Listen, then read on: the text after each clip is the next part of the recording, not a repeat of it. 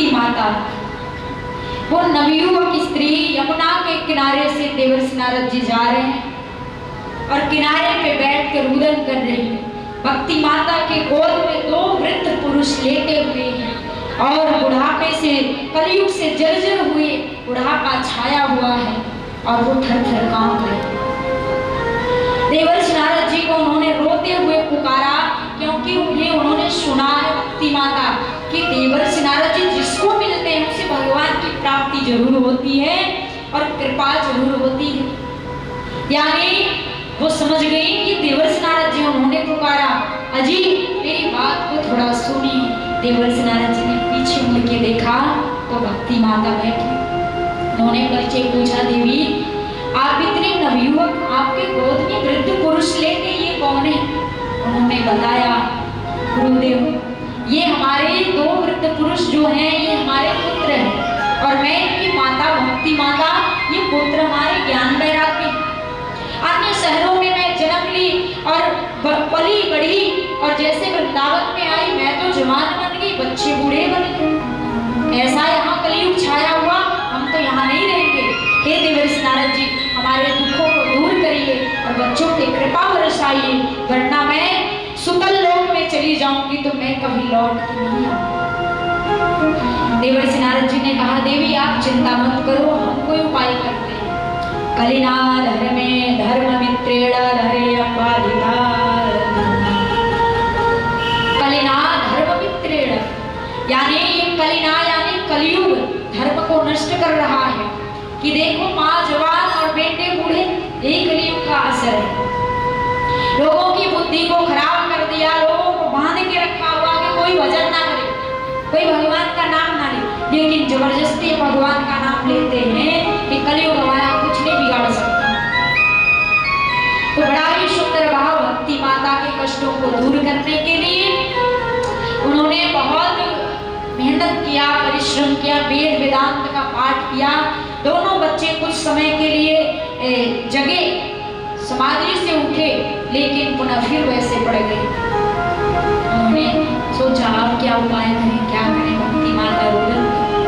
देवर्षि नारद जी को देवर्षि नारद क्यों कहते हैं? नारद जो कि अज्ञान का खंडन करें, नारद जिनकी बात कभी रद्द नहीं हुई, जहां गए उसको सत्य करके माने। जिसके घर में प्रवेश किए लड़ाई जरूर हुई। ब्रह्मा जी में उनके पत्नी में लड़ाई करा दी, विष्णु भगवान में उनके पत्नी में लड़ाई करवा दी, भोले बाबा पार्वती जी में लड़ाई करवा दी। यानी लड़ाई हर जगह होती और जिसको मिले उसे भगवान जरूर मिले।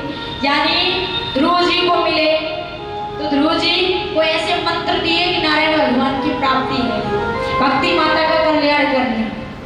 इनकी बात कभी झूठी नहीं हुई, इसीलिए तो कहते हैं देवर्षि नारद जी। और कभी कभी आपने ये भी सुना होगा कि लोग कहते हैं घर में लड़ाई तुमने करवा दिया, नारद बन गए हैं, नारद की जैसे लड़ाई करवा रहे हो घर में घुस घुस के। क्यों? क्योंकि वो जहाँ गए लड़ाई जरूर हुई। तो आकाशवाणी हो रही, जब देवर्षि नारद जी सारे साधन करके हार गए, मेहनत करके, तो आकाशवाणी हो गई। भगवान ने आकाशवाणी करवाया, सत्कर्म सोच को नूनम ज्ञान यज्ञ स्मृतो बुधे श्रीमद् भागवतालापः सतु कीर्तन सुखादिवी। सत्कर्म सोच को नूनम ज्ञान यज्ञ। हे देवर्षि नारद जी सत्कर्म करो और सत्कर्म करने से भक्ति माता के कष्ट दूर होंगे। उन्होंने कहा अब ऐसे कौन से सत्कर्म करें कि जो इनके कष्ट दूर हुए भक्ति माता के। हमने वेद वेदांत का पाठ कर लिया, तो आज वही अपने भाइयों से देवर्षि नारद जी मिलते हैं। रास्ते में जाते रहते कोई साधन देखते हैं कि कोई और उपाय हो तो ठीक करें। उसी में उनके चार भ्राता मिल जाते हैं। भ्राता यानी भाई, सनक सनंदन सनातन सनत कुमार जी, चारों भैया रास्ते में मिल गए। भैया देवर्षि नारद जी कहाँ जा रहे हैं? उनके आंखों में आंसू देखे। कथम ब्रह्मन् दीन मुख उतश्चिंता तुरो भवान त्वरितं कप्यते पुत्र उतश्चागमनं तव। कथम ब्रह्मन् तस् चिंता तो भगवान भैया देवर्षि नारद जी, कथम ब्रह्मंदीन मुख, किस कारण से आपके मुख उदास है, आंखों में आंसू हैं? कौन सा कारण है ऐसा जो आप दुखी हो?